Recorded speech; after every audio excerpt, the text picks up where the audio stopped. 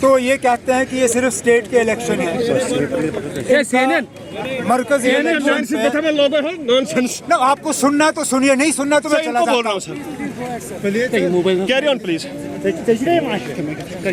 जब रियासती इलेक्शनों में बीजेपी को हार का सामना करना पड़ता है तो उस वक्त ये कहते हैं कि ये मरकजी इलेक्शन नहीं है, ये सिर्फ रियासत के इलेक्शन है, इनका कोई असर सेंटर के इलेक्शन पे नहीं पड़ेगा। लेकिन जब वो जीतते हैं तो अचानक कहते हैं कि ये मोदी साहब की कामयाबी है, ये सेंट्रल गवर्नमेंट की कामयाबी है।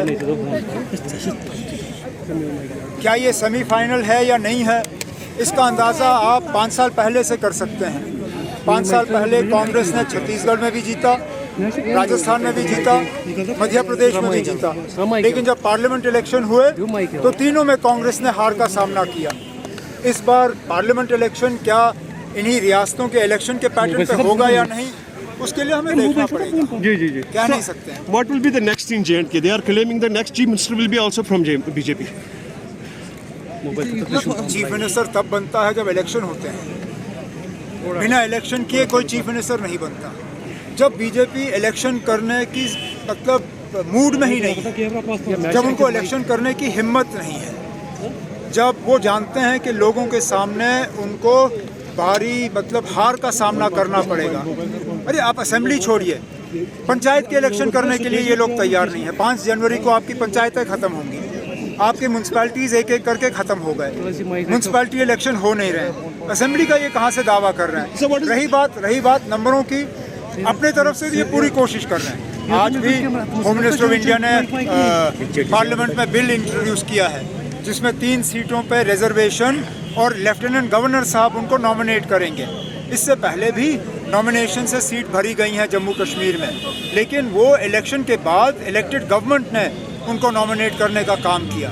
लेफ्टिनेंट गवर्नर साहब को नॉमिनेशन का इख्तियार देना ये इस बात का सबूत है कि बीजेपी वाले जानते हैं उनको नंबर मिलेंगे नहीं, तो नॉमिनेशन के जरिए वो थोड़ा बहुत अपनी इज्जत बचाने की कोशिश करें। Can we expect elections here if the situation is normal?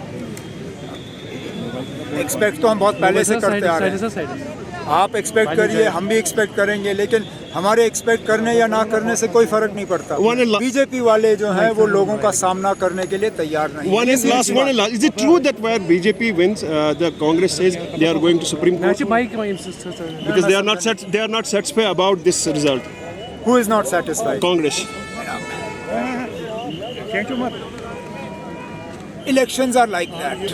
You win some, you lose some. You can't only be satisfied with elections that you win. You must also be ready to accept defeat. Now, if the Congress has lost, unfortunately, in Chhattisgarh, in Madhya Pradesh, in Rajasthan, instead of going to the Supreme Court, they need to analyze the reasons, because some people saw the writing on the wall earlier. I will share with you, I have a member parliament BJP friend who 2 months ago told me that BJP is winning in Chhattisgarh. मैं उस वक्त हंसा, मैं सोचा ना अब ये क्या बात कर रहे हैं, क्योंकि छत्तीसगढ़ बीजेपी को देने के लिए कोई तैयार नहीं था। लेकिन 2 महीने पहले मेरे एक सांसद बीजेपी के दोस्त हैं, उन्होंने कहा कि छत्तीसगढ़ में वो जीतने वाले हैं। तो अगर उनको पता था तो कांग्रेस को क्यों नहीं। Thank you. अब सुप्रीम कोर्ट छोड़िए, पार्लियामेंट के इलेक्शन की तैयारी करिए। Thank you very much.